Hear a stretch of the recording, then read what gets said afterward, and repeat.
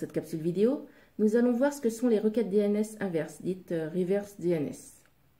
Alors cette fois-ci, je vais poser une requête qui est: j'ai une adresse IP et je cherche à obtenir le nom DNS. Alors en général, ce n'est pas l'utilisateur lambda qui pose ce genre de question.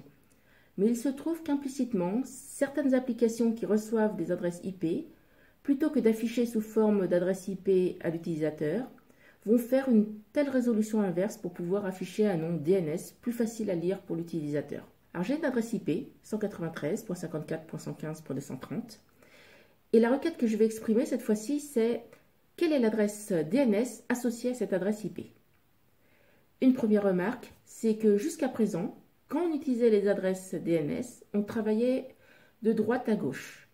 Par exemple, pour depinfo.u-sergi.fr, vous voyez que la partie la plus englobante, c'est-à-dire la zone racine, le point, se trouve à droite, alors que la partie la plus spécifique, qui correspond aux feuilles de l'arbre DNS, se trouve le plus à gauche, ici depinfo.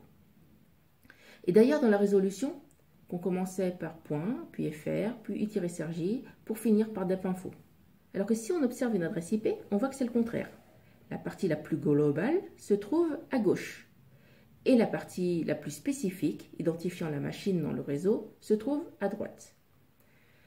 Alors du point de vue DNS, cette adresse IP là sera vue dans l'autre sens. C'est-à-dire que plutôt que de considérer 193.54.115.230 au niveau DNS, on dira plutôt 230.115.54.193 et on le raccrochera au niveau de la hiérarchie DNS sur une branche spéciale qui s'appelle in-addr.arpa, sur laquelle on branchera 193, puis 54, puis 115, puis 230.